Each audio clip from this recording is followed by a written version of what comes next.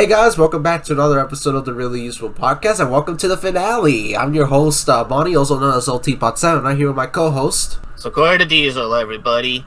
We're here for the grand finale for Season 1. And you guys may be noticing that I sound a little weird. It's just that I'm sick. I caught mycoplasma, and it hit me really, really hard, and I'm still sick. Yeah, so Gordon the Big Engine. This is book. You know, was one of my favorites prior to us doing the podcast, but as the months went by and I started reading the book, I kind of started noticing the flaws a little bit. But I refused to accept the flaws while I was reading it. So I was like, let's give it another read to see if the flaws are really that bad. And sure enough, some of them were extremely bad. But we'll get to that in a moment.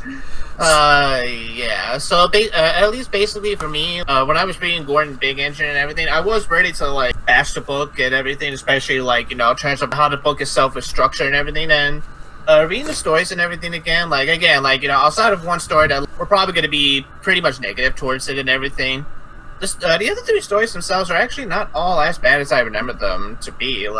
Some of them actually do work on their own, but but even still, each of them, well, at least I should say, the two middle stories, both present some sort of a little minor problems and everything that, we'll get to them when we get to them. But yeah, just a heads up on it. All right, so let's get into the history portion. I'm gonna call this a final portion, history with the bros.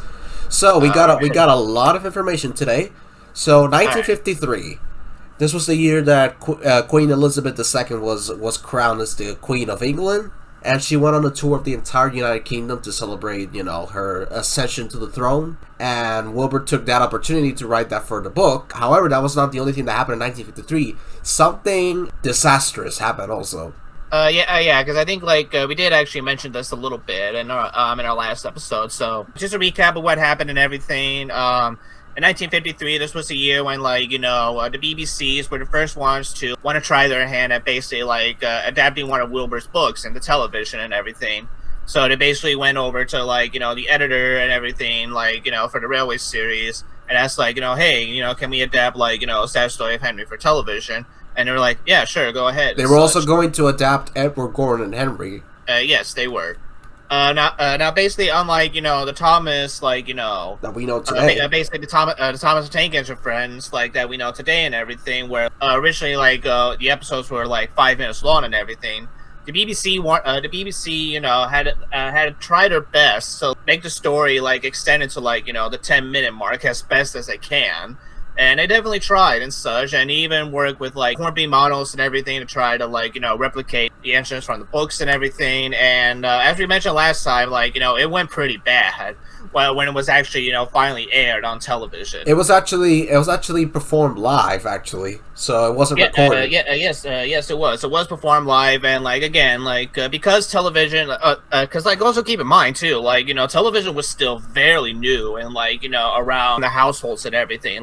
This was when television was just ready to take over the place of movie theaters and everything. So not everybody had a TV just yet back then. But for those that did have a TV and everything, and since most of them were live and not kept recorded or archived, there is still a very large possibility that we'll never actually see just how bad or how poorly did that adaptation go and everything. So what ended up happening was that Henry derailed, I think it was Henry or some other engine, and no, you're right. I think it was supposed to be Henry that got derailed because there was a little line at I think it was an engine got derailed the points weren't set up properly, and then a hand was shown on screen and picked it up back.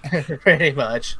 That is just thinking about it, that is just so bad. How can you let that little tiny detail go slip unnoticed? It's just ridiculous. Well, I mean, like I said, and this is what you were also saying too. This was live, this was not in post production or anything like that and everything. So I can imagine, either the BBC, was getting rushed and everything, and they had to record this right now and such. Or they probably just they were just doing it as fast as they can, just so they can make a quick buck or something off of this. Yeah, so the results of the adaptation infuriated both Wilbert and Eric Marriott. They were both watching the goddamn broadcast when it was being broadcast. Yeah, they were both not pleased, and neither were the fans too of the Railway series. And fun fact, Gordon the Big Engine was published 5 days after the broadcast.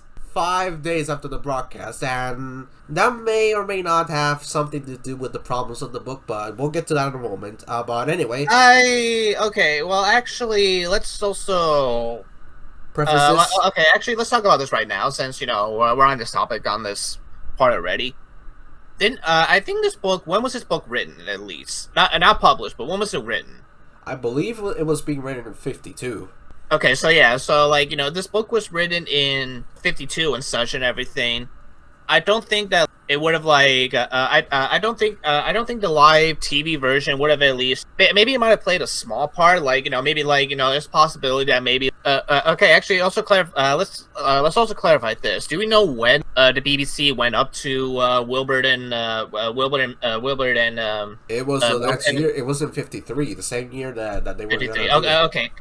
Then yeah. I don't think that the BBC live television probably influenced Audrey's writing on the book that much and everything, because if Wilbur was written this around 1952, then I don't think that the TV part played any huge role in terms of if Wilbur was rushed to finish this book right now.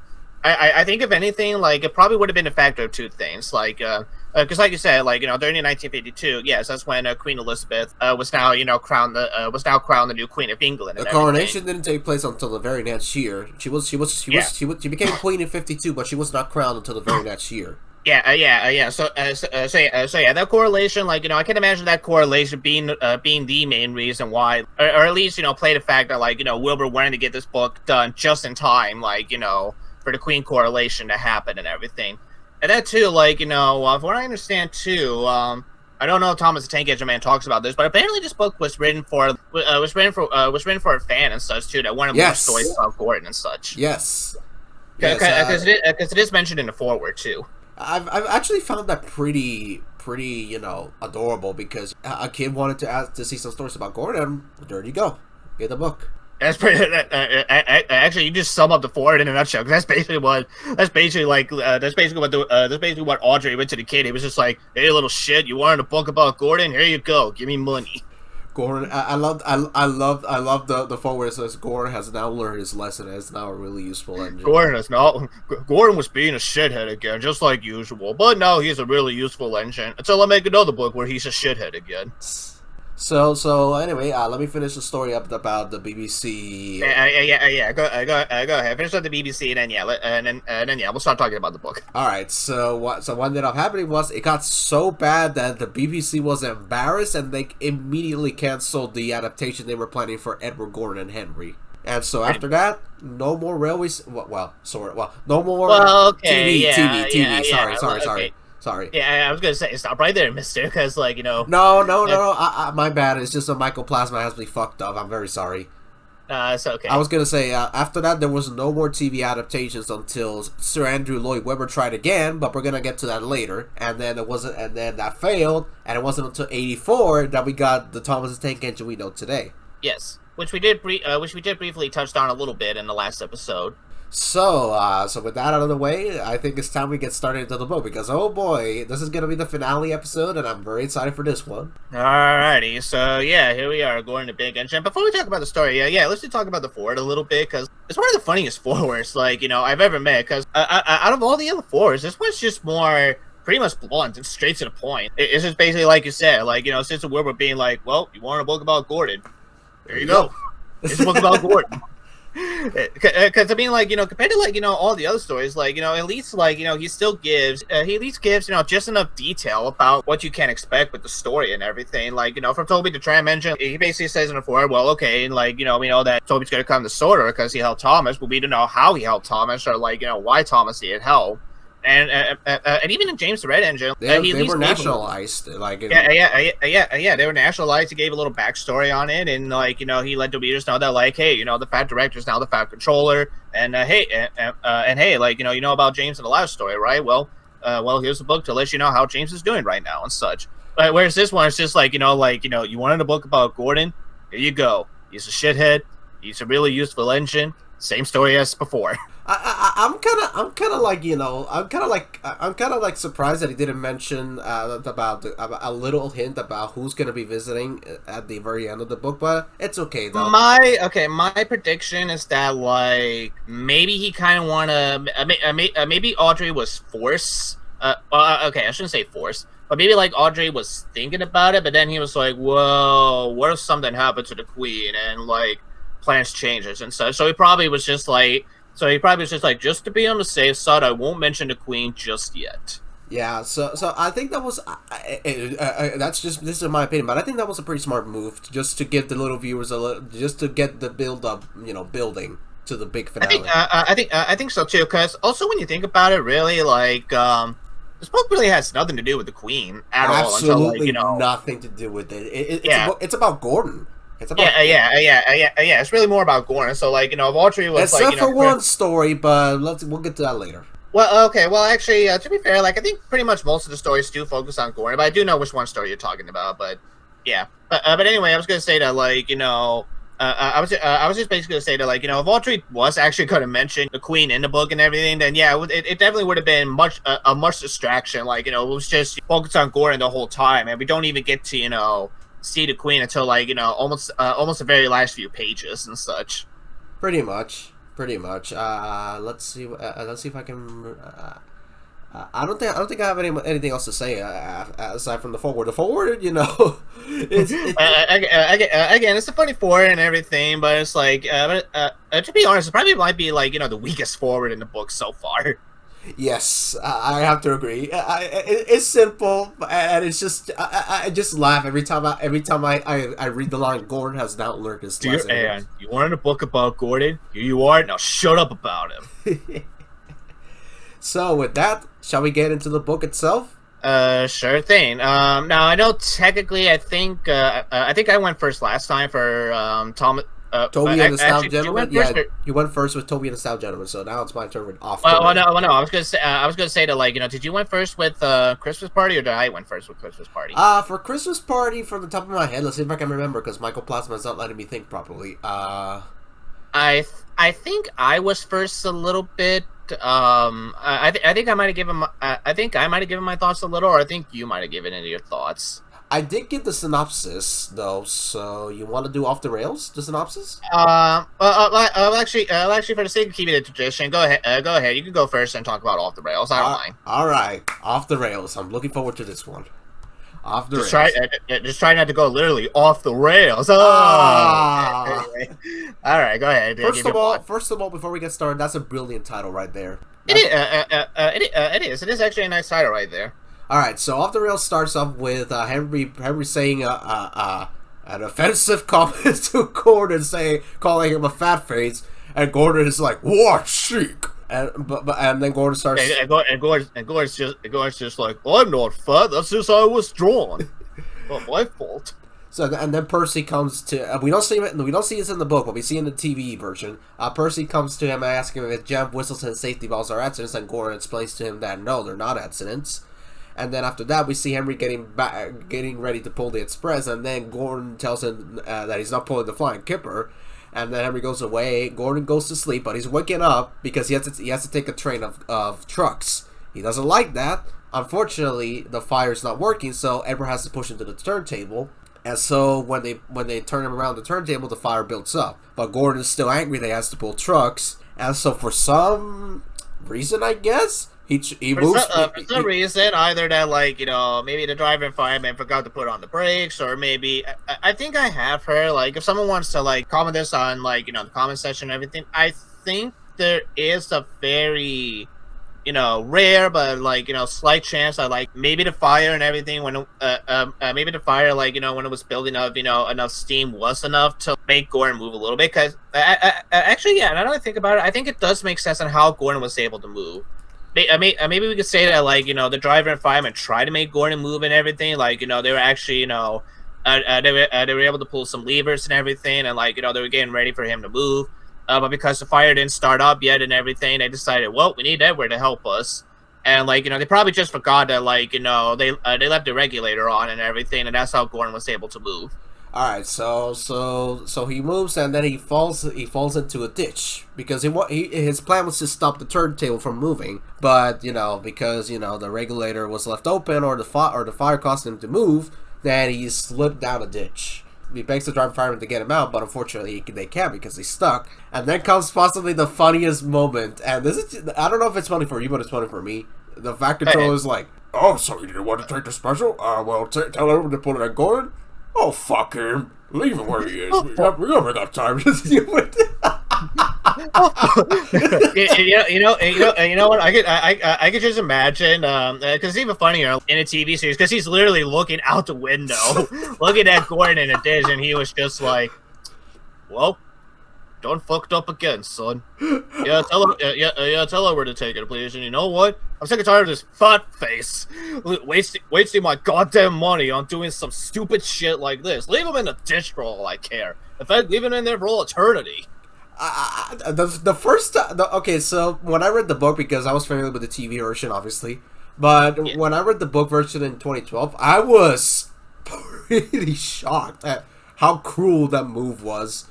But I get it. Well, I feel like, to be fair, Gordon did kind of deserve it, though. Yeah, I have to agree. And as an adult, I can agree. Yeah, he does fucking deserve it.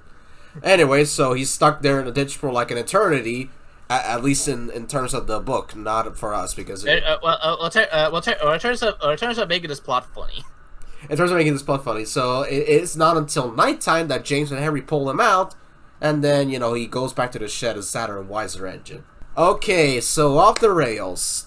I'm going to give my rating for the story right now. This is one of the very few times I'm going to give the rating first. This story is a 10. It's a 10. This is possibly, so far, because we haven't gotten to the other seasons, this is by far the funniest story I've ever read from the Railway series. It's funny from the very beginning after Henry says, "Hello, fat face." There's something about this story that makes me want to come back to it every time I read the book. Every time I open Gordon the Big Engine, I'm always excited to always come back to the story because this story makes me laugh so hard. I can see that, to be, perfectly honest. And actually, you know what? In terms of, like, the story, it's actually a really good setup to, like, it's actually a really good beginning to, like, set up Gordon's arc and being, like, basically, like, how did he mess up and everything, and where's this going to lead him now and everything. And there are actually plenty of funny moments that this episode, or at least the story, does offer and such. And actually, props to, like, Johnny Morris and everything for even, making wait a moment. Speaking of Johnny Morris, this is the best narration he's ever done so far. So far, yeah. Technically, we still got 3 more stories left for him to go, and we say technically, but we'll get more into that once we get into season 2.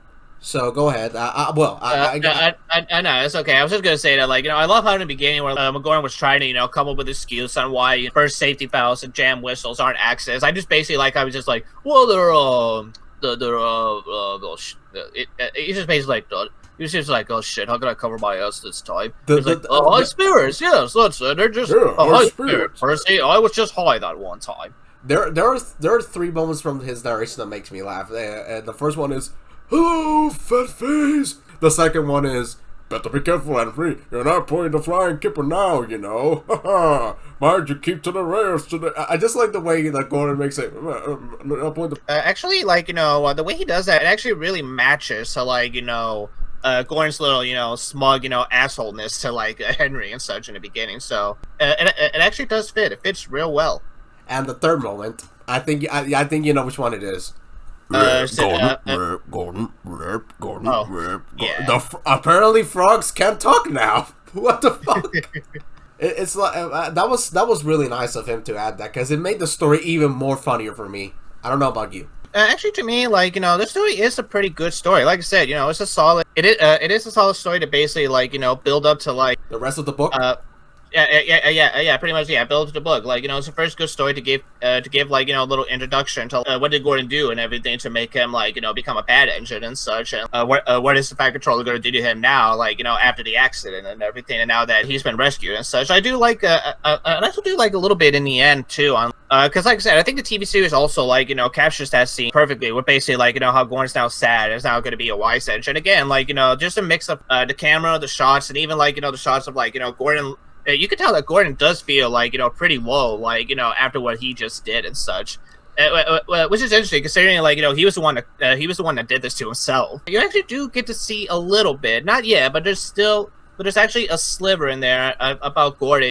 Does feeling really bad about, like, wasting the Fire Controller's time and money just to get him out of the ditch and everything. That basically, like, it does provide a good setup. So how Gordon, could possibly redeem himself as the book is going to go on and such. I do have to say that, the move of leaving Gordon where he is, it may seem crude, it may seem harsh, but I don't care. He deserves it.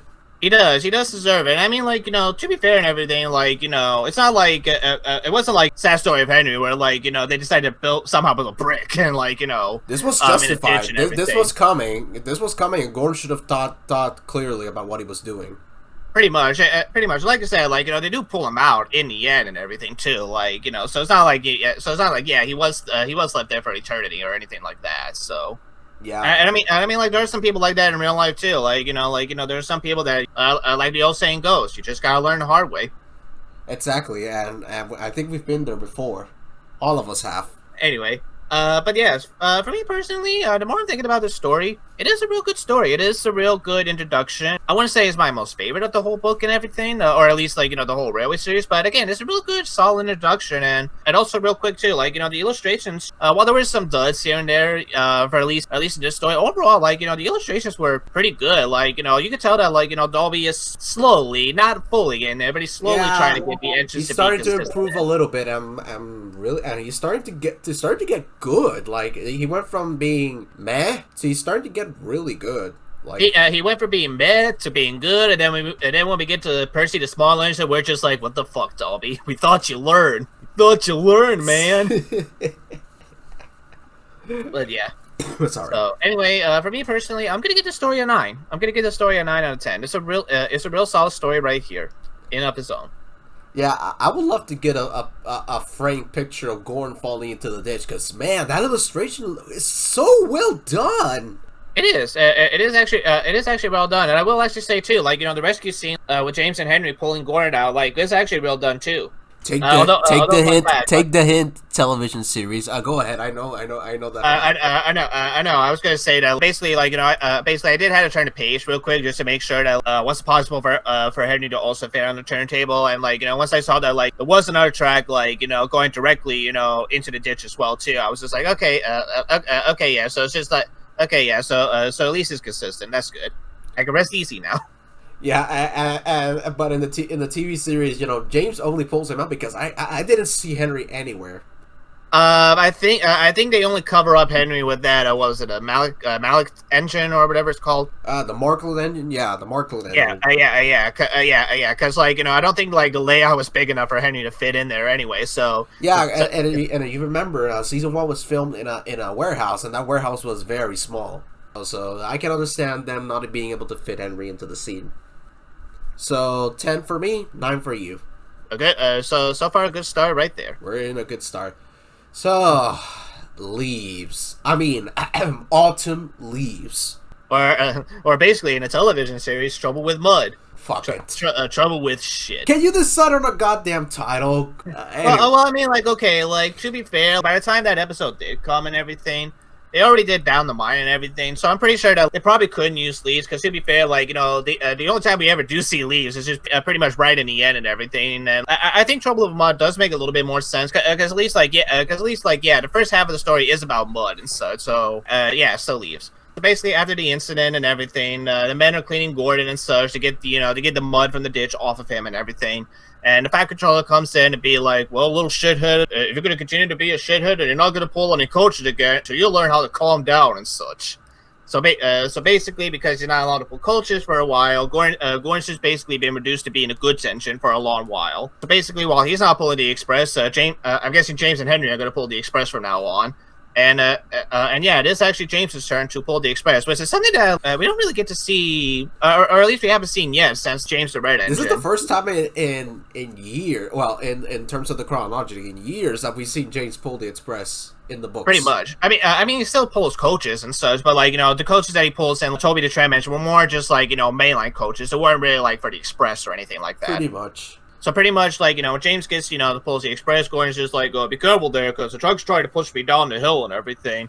And James is just like, don't worry, I'll be okay. He gets to the hill and he's like, "Shit, I'm not okay. Help, help, help!"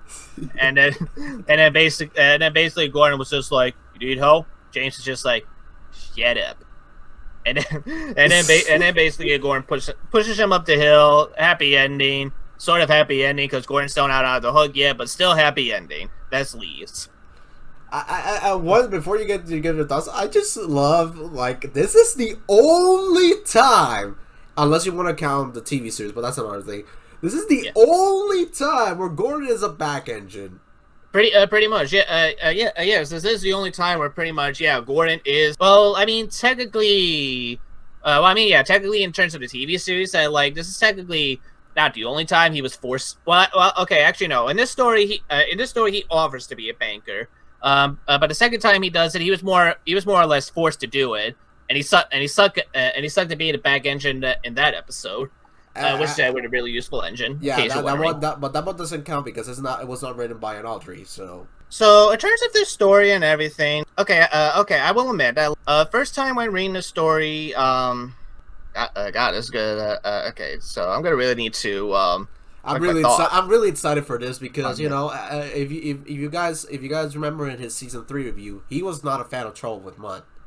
Okay, so all right, so in terms of at least with Trouble in Mud. It was just more that just how that story was structured. Yeah, if you do remember in my season 3 review, Trouble with Mud was the first Thomas episode where I gave it a 3 out of 10, a bad rating and such and everything.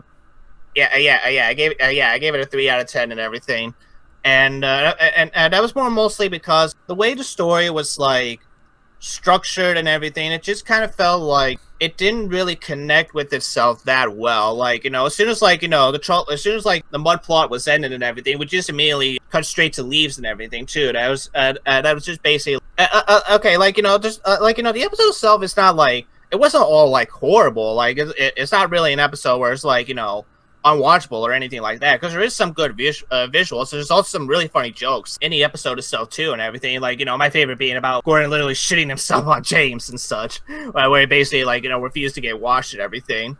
And also really fun fact, and also I really do like how that episode actually directs that scene where basically James is struggling up the hill because of the leaves. Because again, the music, the shots, and everything, it was handled really well in my opinion and everything. So the reason, so the reason you didn't like it was because of that subplot with Gordon that he got dirty for. Basically,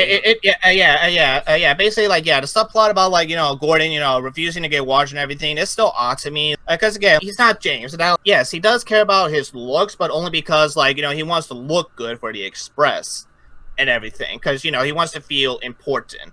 He wants to feel important, but he doesn't usually get a new coat of paint or get washed just for the sake of phone. Hold on, just for the sake of a phone. Okay.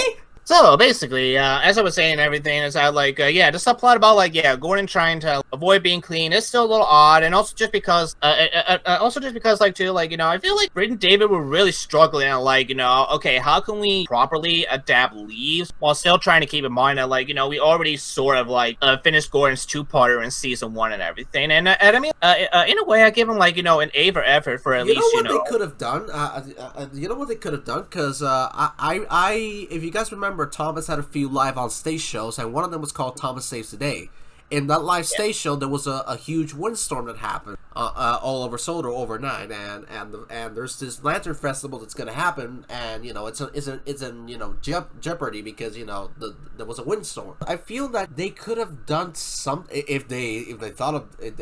I feel that the episode could have been better if there was if the plot was a windstorm happening. Then James has to pull the Express, but the rest as they say.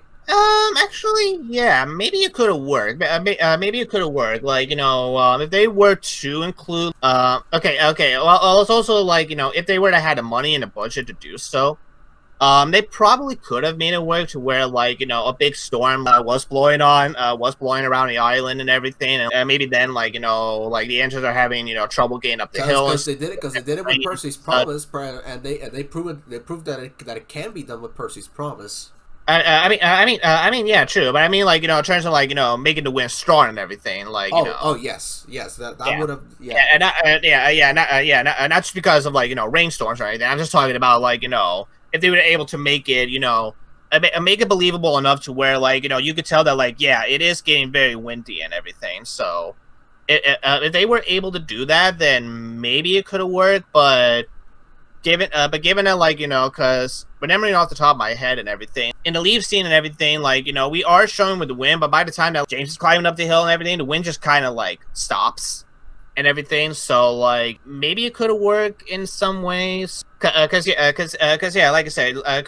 I'm pretty sure that Bryn and David were just like trying to come up with, like, any reason to try to adapt Leaves as faithfully as they could, while also trying to keep in mind about their own continuity that they did, and, like, with season 1, being that, like, they already completed, like, the 2-part of Gordon's story and everything. Yeah, so like I said, I do give him an A for effort for at least, trying to come up with something. Like, it didn't work in the end, but, like, I'm at least glad that they at least, try something to, like, change up the story a little bit. Yeah, unlike one story, but we'll get to that. We'll get to that story, but yeah. So driving away from, like, the TV series for a little bit. In terms of, like, the Railway series version of Leaves, so Leaves on itself is a fine story. It actually does a pretty good job on picking off on, like, where the last story left off. Like, immediately, like, having to, men clean Gordon, and the fact controller basically, cutting him a deal on that, like, because he was being a brat and everything, and, like, throwing a little temper tantrum and such by not wanting to take the special. He was just basically like, well, until you can prove to me that you could be a really useful engine again, you're just going to pull trucks for the rest of the time. Are you like that, bitch? Because I mean, like, again, it does set up the plot nicely and such. Like, it does set up the plot well enough to, like, where it doesn't really feel rushed and such and everything. But I will admit, like, when thinking on the story and everything, it is lackluster. I will admit, there are some, like, you can tell that there are still some action going on in here and everything, and, like, I do like, I at least like the idea of where Audrey, was probably coming from with this episode, because, again, like, much like this is the first time, like, since James the Express, I begin to see, James pulling the Express. This is also the first in a long time that I begin to see, like, James and Gordon interacting with each other too, and I actually do like on how, like, the friendship actually is building compared to, like, how Gordon and James treat each other, and James and the Express. You can see that, like, the friendship actually has grown, like, to a point where, like, they do respect each other. It's like I said, Gordon himself pretty much, volunteered to help James up the hill. He didn't have to do that. Like, he could have just been like, oh, you suck, bye. Like, and just basically, like, just leave James there for another engine to try to push him up. But, like, no, he was just like, well, it's all right, I don't listen to others as well, too. I feel your pain. So, you know what? I'm going to help you out, my friend. We live and learn. That's what he said. We live and learn. Which I actually do like that, because, again, actually that little line, like, you can actually say that to, like, Gordon himself too, because, like, yeah, he did live through, like, pretty much getting himself into trouble, literally in the last story too and such, and he basically learned from his mistake. And so basically, like, in that moment, he basically took a little sympathy to James, and he was just like, you know what, I'm gonna help you out and everything, so here we go. That is actually, like, a real sweet moment right there. And again, it does show that the friendship actually has grown since the last time we got to saw them interacting together. Pretty much. One thing I don't like about the TV series version, I just feel like it's just like the ending is just like kind of weird in a way. I mean, okay, yeah, I will admit that, like, going back to the TV series as well too, just for a little bit. The way the TV series did end it off did feel okay. Maybe it might be somewhat weird, or at least, like, or at least we just say, like, weirdly placed and such. But at the same time, I can kind of understand why they went with that ending, because, again, I'm pretty sure they probably didn't. We could say that it's possible that, like, maybe that, like, they weren't planning on, doing Paint Pots of Queens at all for season 4 and everything, or maybe that, like, they thought they didn't need to adapt the story, because don't forget, season 3 was the first season where basically Britt and David did, like, a test run, basically like, okay, let's actually try to write our own stories as well too. Let's try to come up with, like, an original episodes not based on the Railway series into season 3. And we all know how Wilbur Audrey felt about that when he basically watched season 3 for the first time. So I can imagine that, like, the reason why Britt and David probably ended troubled in the mud the way it did, when basically with Thomas asking Gordon if he could pull coaches again now, something that was supposed to be in the last story and everything. I can imagine the reason why they did that was because, like, they probably weren't too sure, or thought that, like, they were never going to adapt Paint Pots of Queens, so they decided that we could just throw it in there. I'm pretty sure this won't come back to bite us in the ass later. And also, too, like, I think the reason why they also went with that ending, too, because in terms of, like, the book setting, it does make sense on why, like, Audrey would end the story off that way, because, like, you still got 2 more stories left to go and everything. So, like, while technically it's the end of the story, it's not the end of the book just quite yet. It's more like, a bittersweet ending where it's just like you're happy that, like, Gordon helped out a friend in the end and everything, but he's still not out of the woods just yet. He's still not out of his own punishment just yet. There's still going to be some rooms for Gordon himself to improve. And then, now that I think about it, like, I think the ending to, like, Leaves is actually a real good ending, because it definitely does invite the readers, and actually, wants the readers to see Gordon, improving some more. You hope that he actually does become, a more of a better engine as the stories goes on and everything. Whereas in the TV series, it's just more like, because the episodes are a little bit more standalone, again, especially when we get to season 3 and everything, because they are standalone, it would be very weird if all of a sudden, like, after Gordon says poop poop goodbye, and all of a sudden you just see the credits rolling and everything. That would be even more weird, in my opinion. They literally just stopped on a hill and everything. I can imagine somebody doing that. I can imagine somebody doing that, a fan edit, and then poop poop goodbye. Pretty much at the chorus. Yeah, pretty much at the chorus said poop poop goodbye, and then the music starts drying out. It's just like, yep, the end of the story. Goodbye. Move on to the next story. How would you have felt if the episode ended that way? If the episode ended that way and everything, as a kid, like, I'm just saying, if it ended that way with "poo poo goodbye," roll credits. I honestly, like, if that was to happen, like, and I was to review it, I probably would have just bursted out laughing and everything, because it was just like, because even then it would just be more like, wow, okay, well, I guess that's the end then. Goodbye. Fuck you. You don't get a proper rating. You just get Gordon saying, someone please make a fan edit of that, please. You know what? It wouldn't surprise me if someone has already done that, or at least has thought about it before. If not someone, please make a fan edit of that. But yeah, I can see why Britt and David decided to try to give it a more proper ending to it. To be fair, I think the ending is still fine in and of itself. I think it's actually a solid ending. And it's actually still pretty funny too about how Gordon is still kind of full of himself. And every answer is just like, Gordon, shut up. So all right, so in terms of Leaves and everything, it like I said, as a story in and of itself, it's fine. It is lacking in some places, I will admit, because like when you read the story on its own and everything, it's one of those stories where it's just like, it does have good action. It does have good moments. My favorite part of James, actually struggling to get up the hill, and then him rolling down, again, the way Audrey was able to write it and everything. He made the scene really good. He really made it entertaining to read and such. And I will admit, again, as much as I do like the ending as well too. And like I said, the more I think about it, I do think it's a good ending. I will admit, if you read the story on its own and everything, it does feel like the ending is just kind of there. At the same time, while some might feel some gratitude and everything, some of them might just be like, wait, is that it? That's exactly how I felt when I was like, that's it? What about what's Gordon going to do now? Well, which again, some might say that's actually a good thing, because like I said, there's still 2 stories left, and basically, leaving an ending as open as that, you do want to read more. You do want to see, okay, well, what's Gordon going to do now after this ending and everything. So I think it's one of those where it's like, maybe there could have been more, but at the same time, I don't think you really need too much more to add to the story. I think the way it was ending was just fine enough in of its own. Okay. So all right, so for me, my rating for the story, it's a fine story. It's a lagging in some parts, yes. But for the good action and some of the stuff that the story itself does offer and everything, it still offers plenty of laughs. I will admit the illustration was okay for the most part and such, but there was still some good good pictures here and there, for the story. So for me personally, I'm gonna give Leaves a 7. So far, mine is a 16 out of 40. Okay, that was actually fair enough. I was expecting it to be like a 6, or I was expecting it to give it like a 6, but okay. 7 is good. To be fair, I was actually thinking of 6 at first, but like I said, when we started talking about the ending, a little bit more, and even talking more about some of the good stuff this story does offer and everything, I was just like, you know what? There's still just enough for me that I wouldn't mind actually reading the story again if I was to pick up this book again. So that's why I was being a little generous and decided, you know what? Yeah, 7 sounds about right. All right, so man, we spent almost 15 minutes talking about the story, so I'm gonna try to give my thoughts as fast as I can. So Leaves. The first time I read it, I was not that impressed, honestly, because it was another story that I felt fell into kind of Troublesome Trucks territory, where it was so it dragged on for so much that I was like, get to the fucking next story already.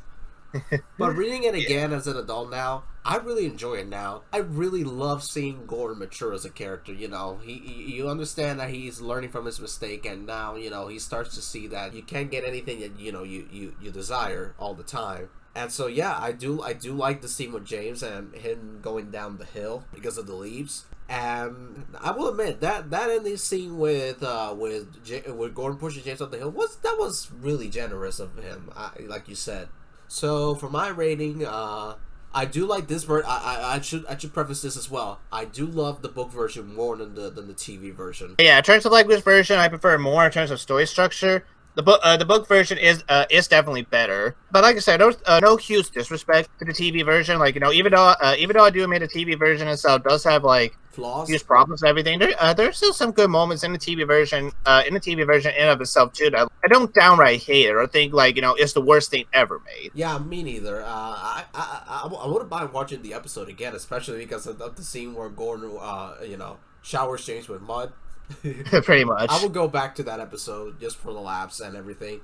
Anyways, at least for me, I'm comfortable giving it a 7 as well. Why not? Okay. All right. So far, you're still 1 point higher than me. So I have a 16 out of 40. You have a 17 out of 40. All right. All right. So far, not too bad. So I do think this next story is definitely going to help this. It's definitely going to help the story move away from like a very bad grade. So. But let's just see how this next story is going to treat us. So here we go. So down the line, before we get started, down the line, I was unfairly harsh to the story prior to reading the book again, because of one thing that I'll get to in a moment. But anyway, down the line, I think this story needs no introduction. Thomas is a prick to Gordon. He passes the danger sign, falls in a mine. Gordon rescues him. You help me, I'll help you. The end.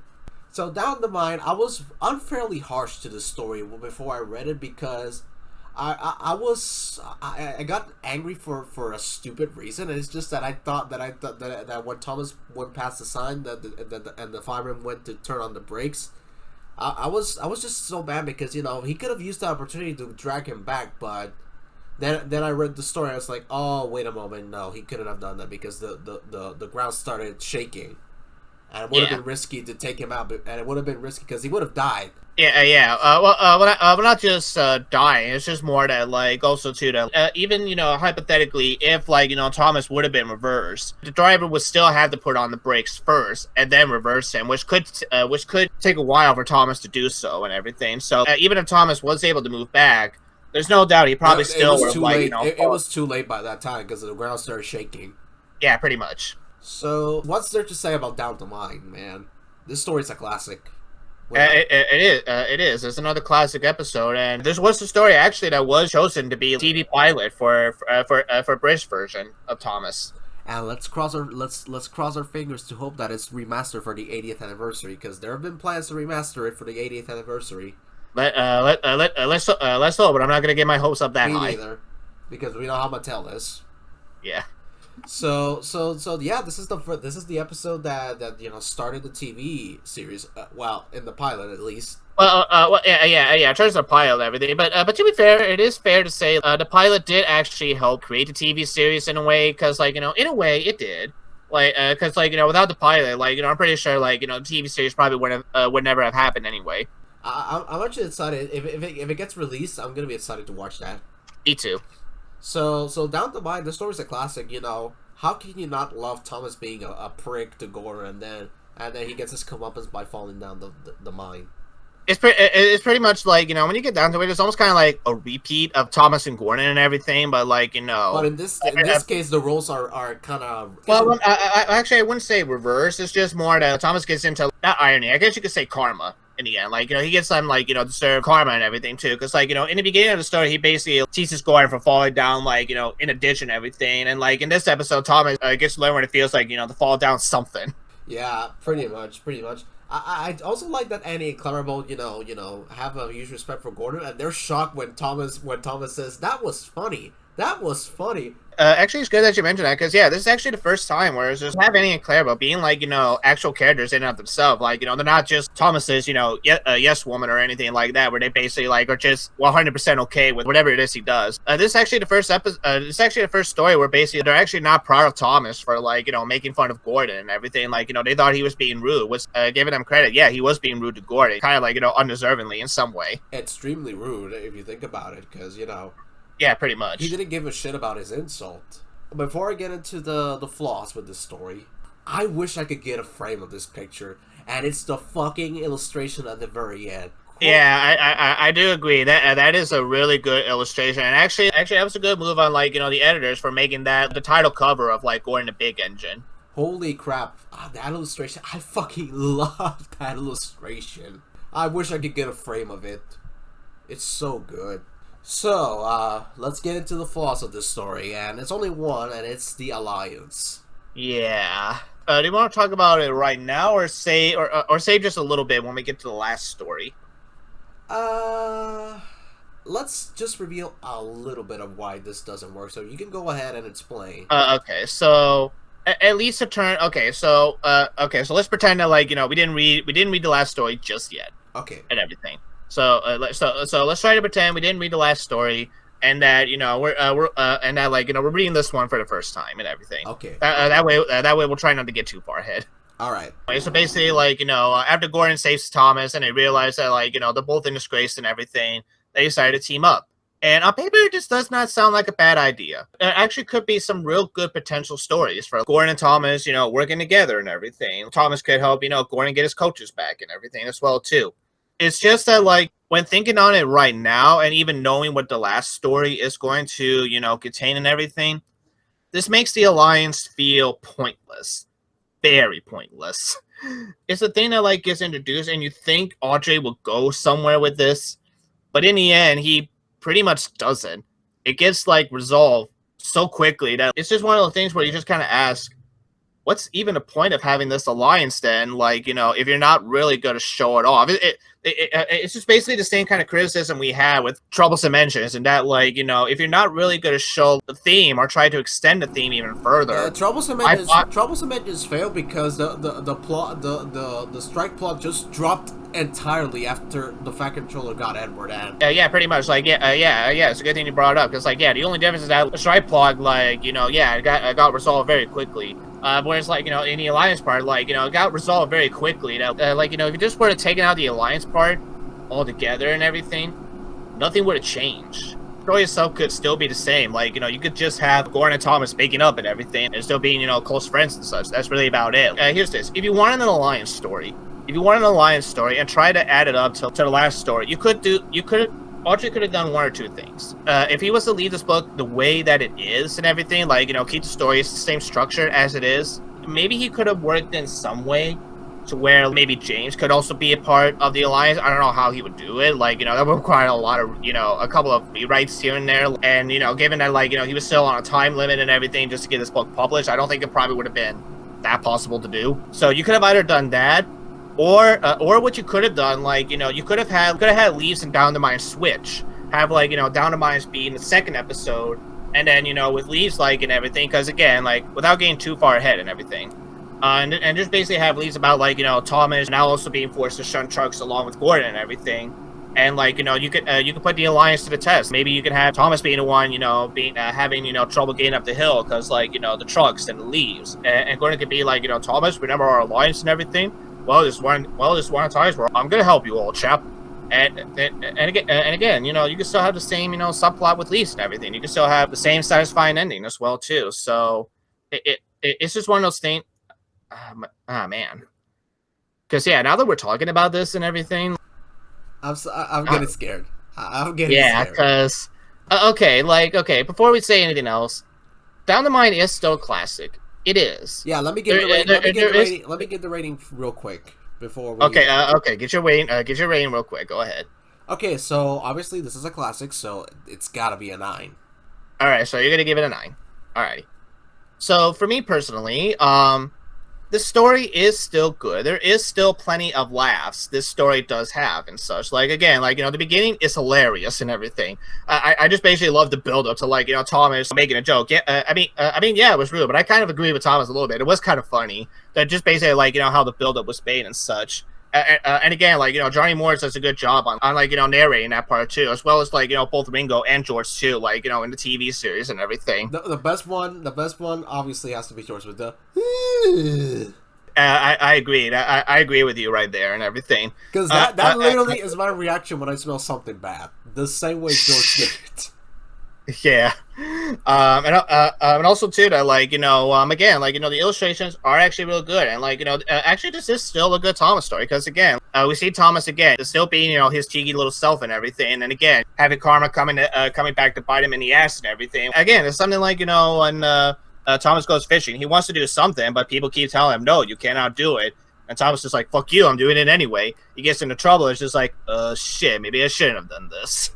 And, again, yeah, it is still a good classic story for a reason and such. And again, like, Audrey does a good job of making us, feel some sympathy for Thomas as well, too. And again, like, I do agree, the ending is a real good ending and such, too. Especially both of how it was shot in the TV series version, and especially the illustration. The illustration really does a good job on, like, showing, Thomas and Gordon about wanting to work together. One thing I do love about the TV episode is the rescue scene where Gordon's like, same here. Like, yeah, they really do a good job on filming that rescue scene. You can tell that Gordon is fucking struggling. He is.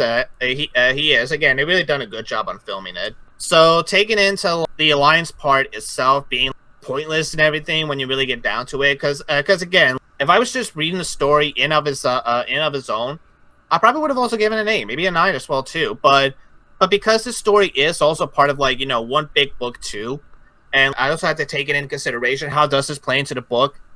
The Alliance part did hurt this story a little bit. Not by much, mind you. Not by much, mind you, and such. All right. Not by much, and everything. It's just one of, like, when you kind of think about it, and when you also think about how this could have been better, it does hurt a little. So. Okay, so I'm gonna think real hard and clear. So the only really bad part about it was just the alliances itself. Anything else, the story was still, hilarious. It was still good.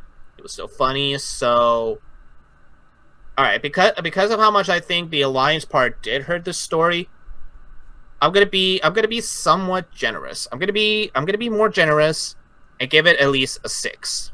Okay, it's still good. It's still good because, like I said, there are still plenty of really good moments in of itself.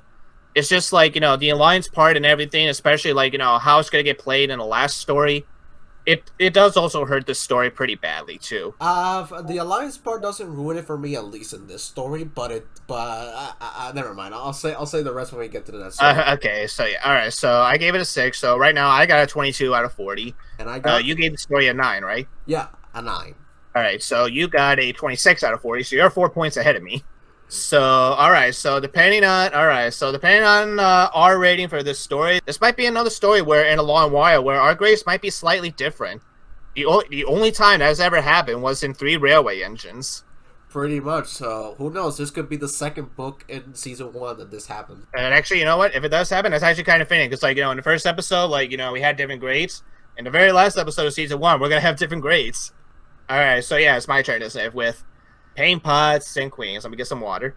Alrighty, so Pain Pots and Queens. Do you even want me to give me to plot this, story? Because I'm pretty sure, like, folks that watch my videos and everything. Sorry. Alright, let's start for a second. Henry's trapped. Yes, Henry is. Yeah, okay, yeah. Henry is trapped.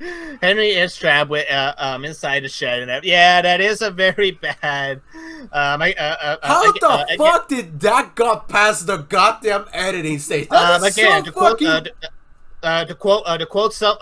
the Railway Series Book Club, what perspective does to a motherfucker? It's so bad. Like, how the fuck did that got past the editing stage? I will admit, it is very, very bad. There's also another nitpick with that illustration. It's very bad as well. Look at James's wheels. He has the wrong wheel configuration. He looks like a 4x4. Oh yeah. Actually, no. Yeah, he has 2 wheels. He's supposed to Actually, look at Edward. Look at Edward. Like, his front wheels kind of look more bigger. easily the second worst illustration of season 1. Yeah, I agree. So continue, or should I continue the synopsis? Okay. You know what? Since it is my turn, I will give a plot. So, alrighty. So basically, the ancients heard that the queen is coming to Sordor and everything, Queen Elizabeth II, and basically the ancients are wondering who's going to pull the royal train. Henry thinks it's going to be him because all the other ancients can't do shit.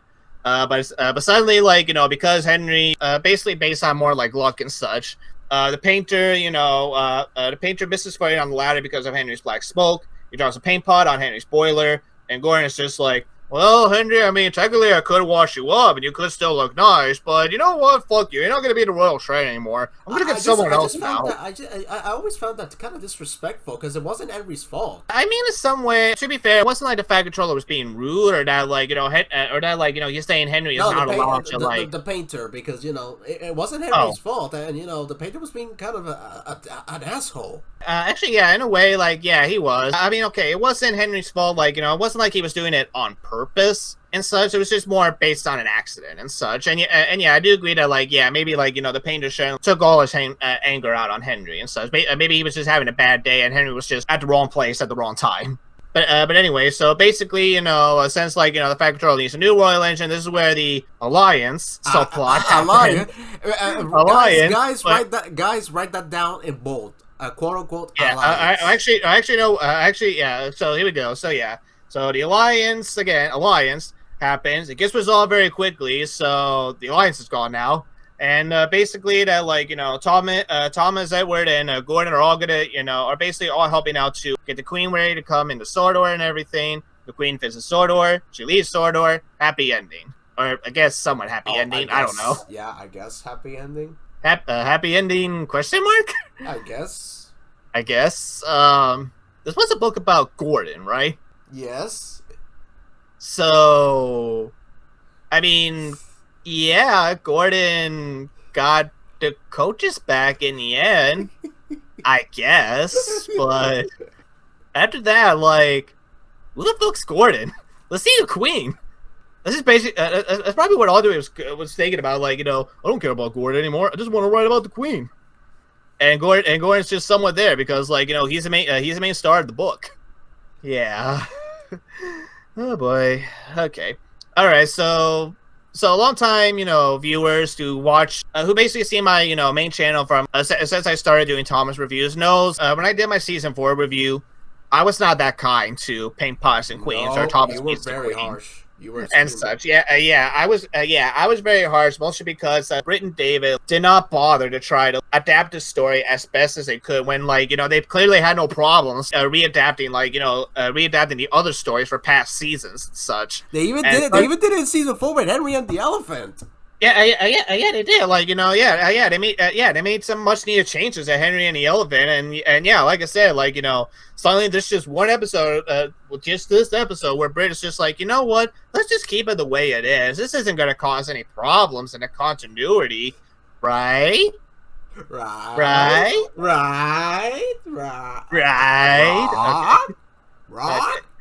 Continuity problems. Continuity problems. Fuck! Don't forget Paint Pots and Queens. Fuck!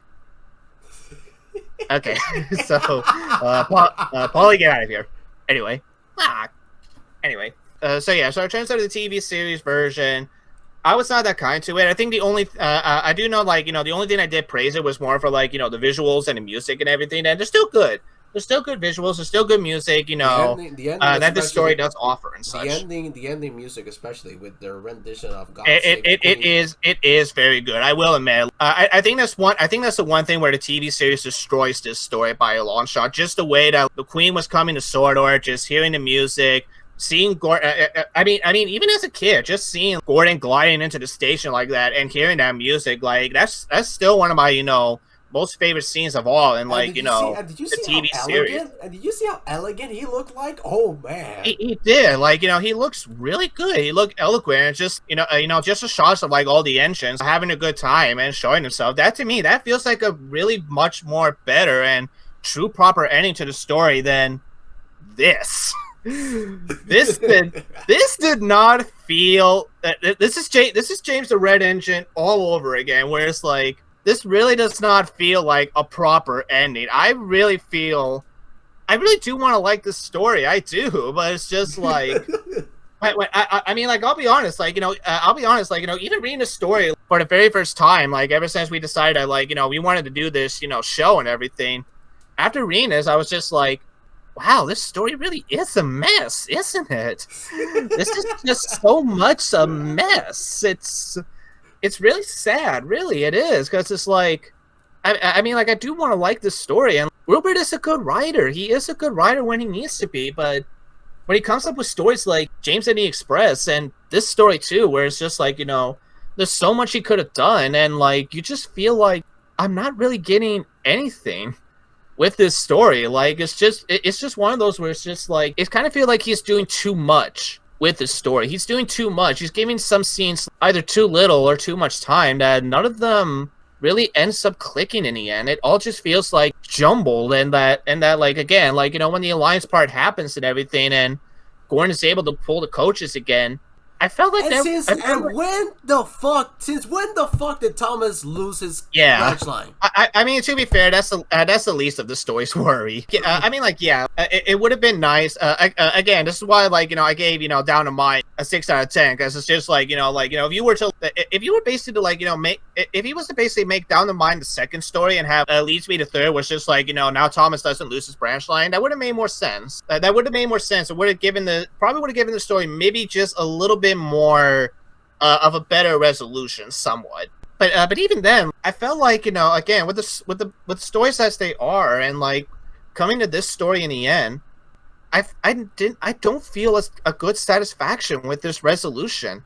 It does not feel like again, compared to the last 2 stories, where it does feel like Gordon does deserve a second chance. Like, the last 2 stories actually do a really good job on showing Gordon improving, maturing.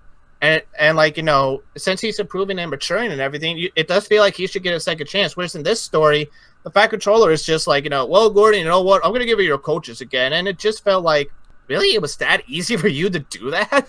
It was that easy for you to give him back the coaches. Then what was it's fucking ridiculous. It is. Like, it was that easy for you to give him back to coaches. Why did you make him, why did you make him do like Goods Trains for a while, jerk? This is the same fucking man that said, "Oh, he didn't want to pull the coach. Leave him the fuck where he is. We don't have time to bother with this asshole." Yeah, pretty much.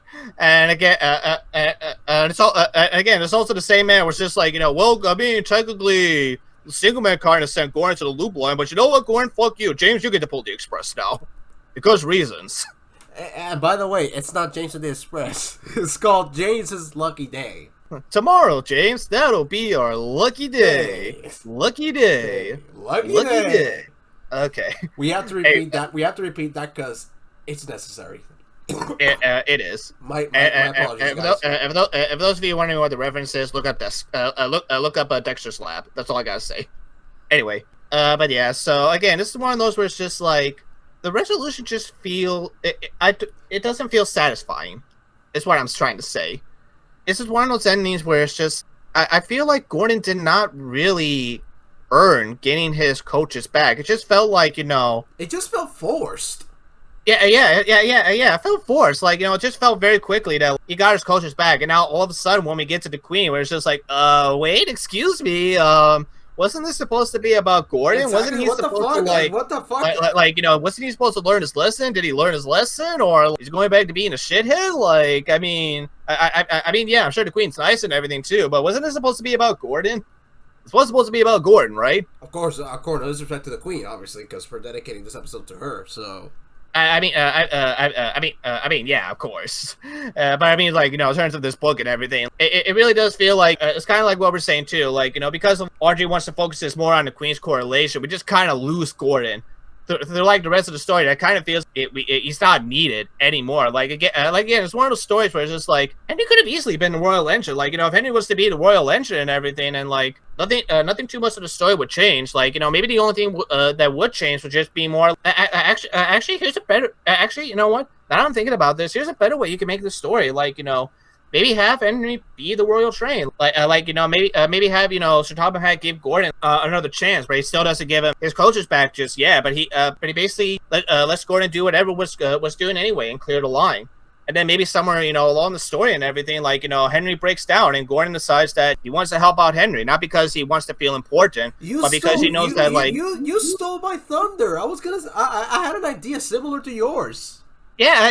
I mean, like, yeah, that could have been a good ending. Like, you know, that could have been a much more better and satisfied ending. Because even then, like, you know, that actually would have feel like Gordon. Okay, yeah, Gordon does deserve to get coaches again. Because yeah, even then, it goes with the theme of the story and the rest of the story. He's being less of an asshole, or actually being less of a selfish asshole, and being more, you know, mature. Actually wanting to help. Actually wanting to, like, you know, give the railway a good name. Like, you know, that actually would have worked. And instead, it's just more, oh no, Henry, like, you got paint on yourself. I mean, we could easily clean it off, but I mean, fuck it, you're not pulling the Royal Legend anymore. Because I'm the fucking controller. That was just fucking ridiculous. That was. I mean, thinking on, and you know what? I do agree with the Railway Series podcast. This scene was not needed. It wasn't needed. It was not, like, you know, you could have easily just Whenever I see that scene, the first thing I do is kind of cringe. Except the TV version, I do love when the painter falls in the UK version of the TV episode. That I love because it's funny. I do. Like, you know, I do give Matt props to, like, you know, Anschluss to actually make it a painted screen, like, especially as deadpan and Savage is like, but yeah, I agree with the book club. I'm with you. That scene was not needed. Every time I see that scene, I start to cringe. I was like, yeah, it's one of those scenes where, like, you really could have just easily, you know, shortened it up and have him be more focused on, like, you know, Gordon and Thomas and everything. And again, like, you know, if you weren't going to do the alliance and have the story being of itself, have James be in the story too. Like, you know, have James being one of the engines to stick up for Gordon. Like, James, you know, was there the entire time, and they don't even use him at all. Except for one line. Pretty much, like, you know, where it's just like, you know, oh, he'll choose me, of course. And Henry's just like, you had trouble climbing up a hill. Although to be fair, it wasn't James's fault. It was more the Lee's fault. It wasn't Lee's fault. Yeah, it wasn't his fault. Yeah. But yeah, I agree. The scene with the painter was not needed at all. If I was Wilbur, I would be embarrassed now, and I would rewrite that scene.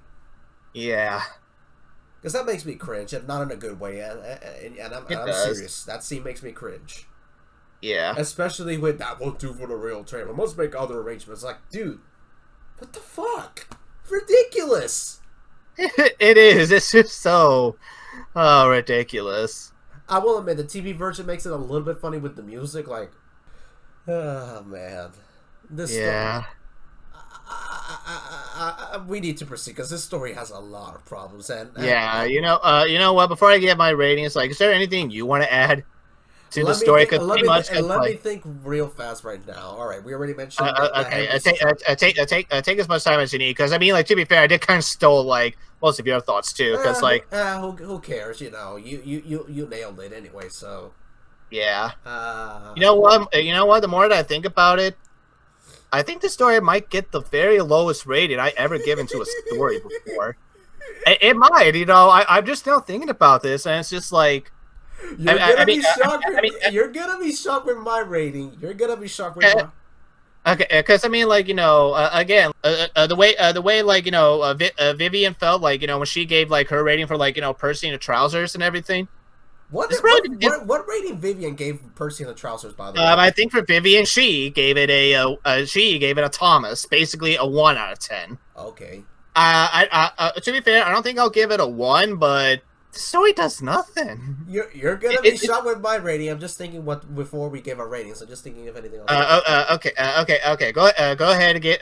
If there's any thoughts you want to give, say them right now. And you know what? While I'm thinking about my rating, I think I might take back what I said about this book getting a below average rating. Because if I am gonna give this rating, the story's forgettable. That's all. It is. It's just forgettable. Like I read it yesterday and I barely remember the book version.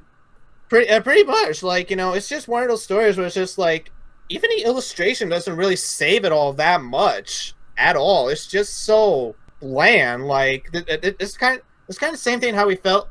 Okay, you know what? To give Jameson Express a little bit more leeway, at least that one had better illustrations. It still has some good illustrations and everything. This one just felt lacking. Like, it real. Aside from the final illustration where everybody's there, it's kind of good, but aside from that, it's terrible.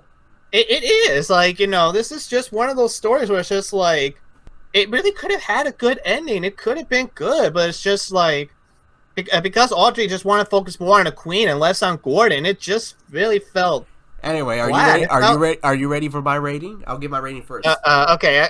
Before I give you rating, let me give my final thoughts real quick, and then we'll go ahead and give our ratings. All right, you go ahead. It's just one of those where it just feels like because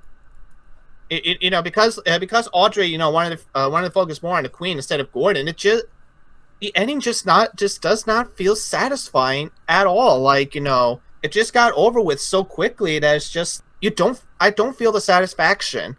Like, I don't feel like, Gordon deserved to get the coaches back in the end. Like, there should have been more. That felt forced. Really, it does. It really should have been more of a reason, or at least, a more of a scene to where Gordon really did earn a second chance to pull the Express again.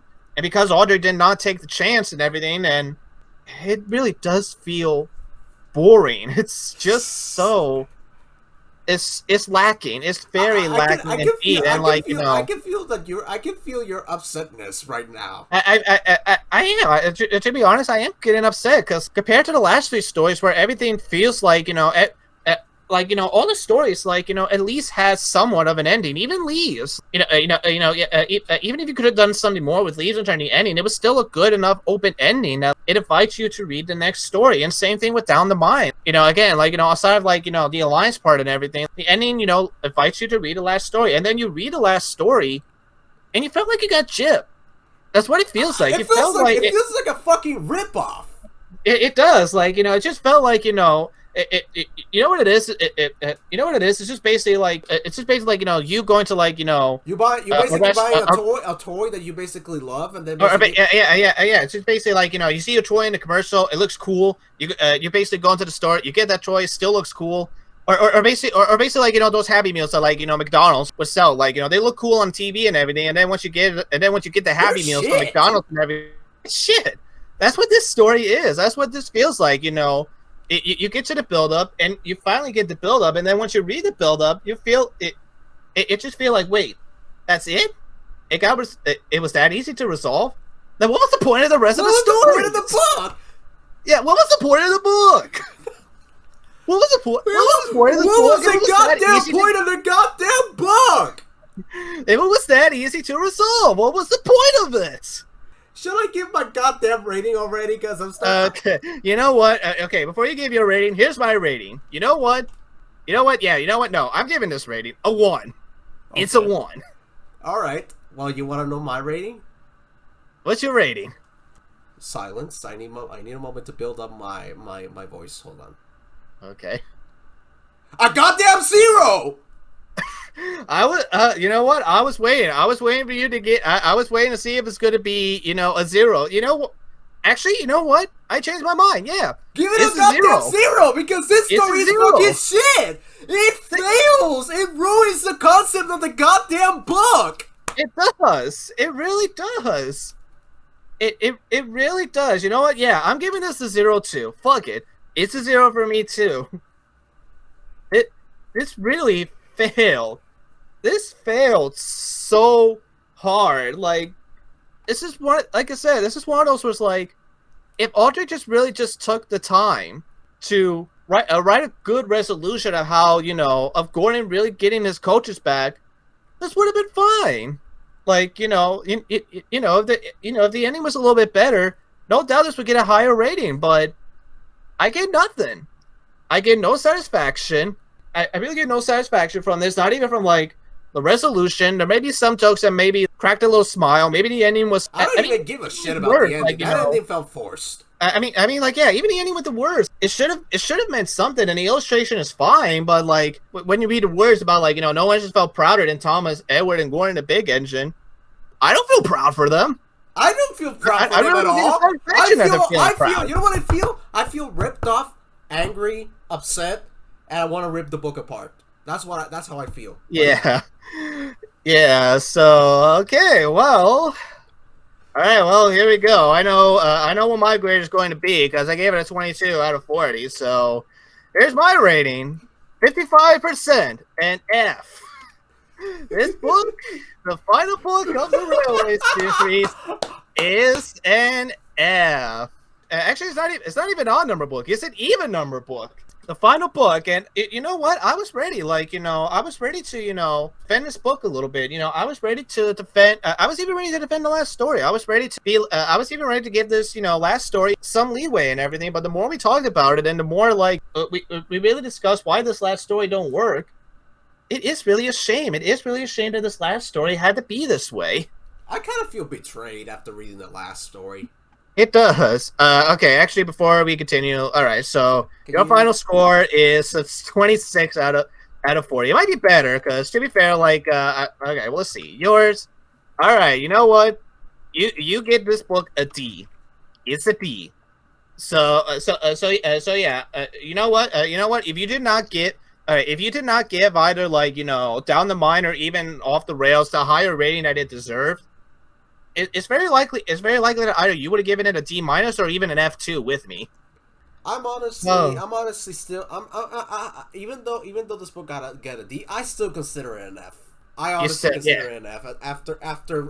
Wait, well, you know what? Maybe when we get to like maybe when we get to like should we actually say what the next episode is going to be? Okay, so guys, this is not going to be the last episode per se. The last episode is going to be a retrospective, and then we're going to do a tier list of the season 1 books.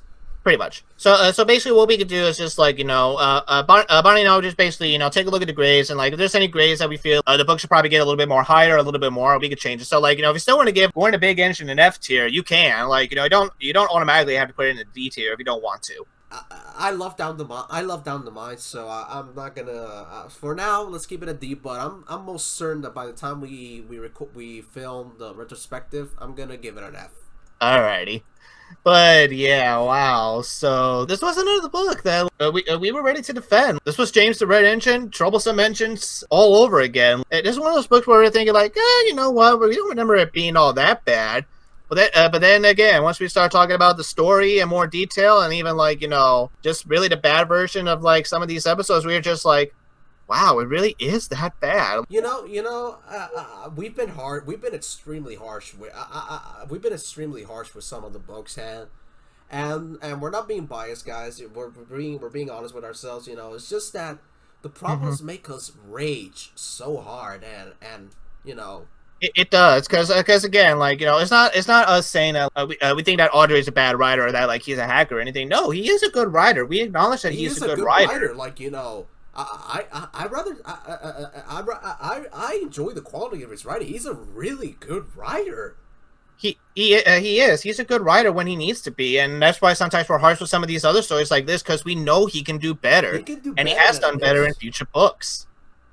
Yes, I'm very upset that we ended the finale. We ended the podcast. We ended the season 1 of the podcast with a very harsh note and an angry note. Yeah. Well, I mean, okay, to give some silver lining to this book and just to give somewhat of a happy ending, at least the first 3 stories were pretty good. At least the first 3 stories in this book were very entertaining. Especially the first one. The first one? Yeah. The first one was a good build up, was a good, introduction to the book and everything. The second story, while it was lacking in some parts and everything, it was still a good solid story in and of itself. And of course, like you said, Down the Mine is a classic and everything. And then when you just get to like, Pink Pots and Queens, it's almost just kind of like, Audrey's throwing all those stories out the window and just, making about the Queen, and that's it. And that's what really hurted this book, because like the last story wasn't really giving Gordon the focus it deserved. It was just more focusing on the Queen, because it just so happened that like the Queen's correlation and everything was pretty much happening at the time this book was being written. Honestly, it's just one of those things where it's just like if the Queen's visit, or at least if the Queen never got, or I shouldn't say never, but basically, like, if the Queen didn't get correlated around the same time as this book was being made, it could have been better. It could have been a little better with what it was. I agree. Now I'm honestly scared as to what season 2 is gonna bring us. Okay, you know what? For what? Okay, so I know we got 8 books coming up soon. Thinking off the top of my head, okay, if I did had to take a guess on if there's any book at all that might come close enough to the level of the bad books we have written in season 1, I think the only book for me, or at least maybe 2 books for me, thinking off the top of my head, that might get somewhere between an average to below average. I don't know if it's going to be the same level of how like this book treated us and such, but I can imagine maybe 8 Famous Engines might get a average rating and such, but I have not read the book yet myself, so I don't want to make any speculations just yet. I do think that maybe Percy the Small Engine might be another one, but I don't think so. But again, I'm not making speculations. There is one story in one of the books from season 2 that I will shed to pieces. I do know which one it is. I think that one's going to be Twin Engines, isn't it? It's from the Twin Engines, yes. Which one? I can't say it. It's a secret. Alrighty, well, alright. Well, I do know for Twin Engines, especially when we get to that one story, we're gonna have a lot to say on that story once we get to it. Yeah, because all I'm gonna say is that so I'm not gonna spoil it, but let's just say there's just basically one story where Barney agrees with Britt that it is confusing, and that's all we'll say about that. That's gonna be a very huge hint. That's gonna be a very huge hint as to what story I'm referring to. I think you guys might be able to guess it, but yeah. So yeah, I scored the Big Engine. Not the ending I was expecting, honestly. Yeah, really? Yeah. Well, I mean, to be fair, that's kind of a good thing, because, surprise, it was a bad book. It was a bad book. Happy birthday! Happy birthday, Ian. As a present from Audrey, you get a shit... actually, I really shouldn't say a shitty book. I should say, you get a mediocre book. You get 3 good stories and a 4th story that really has nothing to do with this book. So, happy birthday. Oh, man. Can you imagine if this book was published on his birthday and he read the book as a kid? That would be sad. That would be extremely sad. Happy birthday, Ian. Happy birthday, Ian. I only put half the effort into this book. Here you go. So, final thoughts on Gordon the Big... Excuse me. Sorry. Mycoplasma taking a toll. I was going to say, Gordon the Big Engine was so bad your sickness got back again. No, it's okay. I'm starting to get better. It's just that I still have the fluid from the bacteria inside of me. Yeah. That's why. So final thoughts on Gordon the Big Engine? Go ahead. Yeah, like I said, this is another story again, like James the Red Engine and Troublesome Engine. Okay, I was ready to give some criticisms to this book, but I didn't think we were going to be bashing it this hard. I didn't think we were really going to be bashing it this bad to a point where it's just we got the grade, we gave it a grade that we think it really should deserve. Again, I really do want to like this book because the first 3 stories are good. They're structured really well, and if only Audrey really, again, if Audrey just took the time and actually made the last story feel more like a Gordon-focused story in that book and everything, it would have been better. It would have been better. That's all he had to do. Just rewrite it to where the resolution of Gordon, pulling the Express again feels satisfying. Okay, so what I'm gonna say might probably get cut. You can cut it out if you want to because go ahead. I feel this is gonna be a harsh criticism and it might get out of hand for me. I just feel. How can I put this? I just feel betrayed because betrayed and when there's slip ups like this, I kind of start to get angry at Wilbur because he criticized Britt and David for writing their own stories, but yeah, he writes stories that are so bad. I mean, actually, you know what? I mean, it is fair enough itself. And I mean, to be fair, it's not. This is not us trying to say that Britt and David is better than Audrey and anything like that. It's just more that it's just us acknowledging that. Even Will with Audrey, for as much as that he is a good writer, also has studs in of himself too. No writer's really going to be perfect. There's always going to be There's no perfect writer. Every writer has his own flaws. Even I have my own flaws when writing.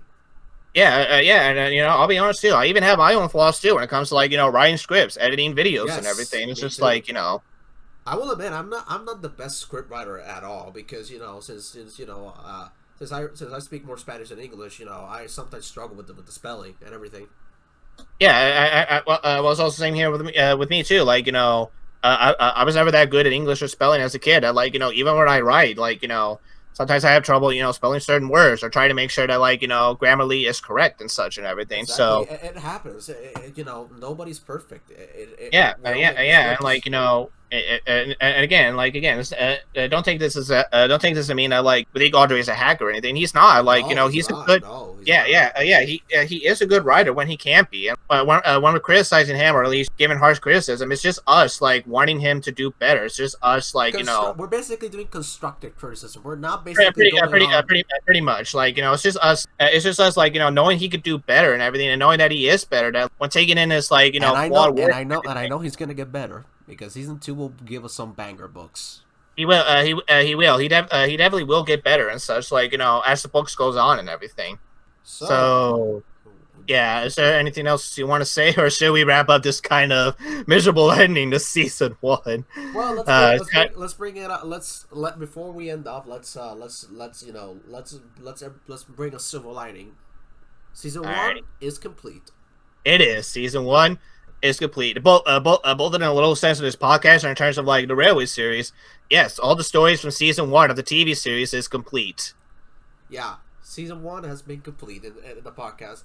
So Sakoa, how was season 1 for you? How did it go? What did you do? What did Honestly, you it was not? honestly like this was pretty fun. I won't lie. Like I will be honest. When you said that you wanted to do a Railway series review, I will admit I was a little bit nervous and such in doing this.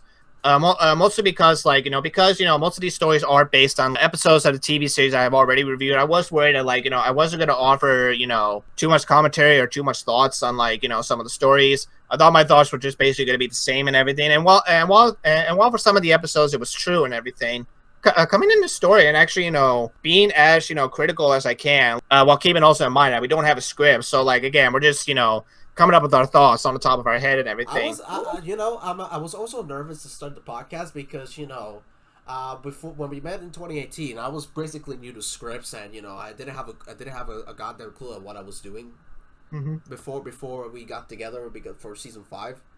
So basically, I still have that little bad memory of me blabbering into the microphone, not knowing what the fuck I was saying. But Yeah. the podcast changed that for me. I basically become more comfortable now and doing non-scripted videos like this. Yeah, and I mean, like this podcast also helped me too, and like being prepared for like other reviews where like there might be like there might be some other form of media or some other form of like stuff where we want to review but we don't want to do like scripted or anything. So this was actually fun and everything. Like actually talking with you, with each stories and like bouncing off on your positives and my positives and our negatives and everything like actually did help me bring up like what kind my comfortable rating for like some of these stories and everything. I definitely did had a lot of fun, and I am definitely looking forward to like season 2 when we get to it. Oh, me too, me too. So guys, thank you so much for joining us on season 1. This has been a very fun journey. It was pretty fun. Thank you for listening to us raging about a children's book.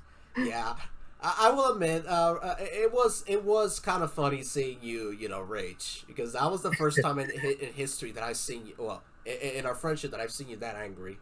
Okay, to be fair, it's not more not much more angry. It's just more disappointing. Is what it is. I was just more disappointed in the story in of itself because again, like Audrey could have done better. But I mean, like knowing me, like I'm probably gonna like get over it and everything and just move on Yeah, like I usually do. yeah. And so with that, guys, thank you so much for watching. There's gonna be one more episode released after this. It'll probably come out next year.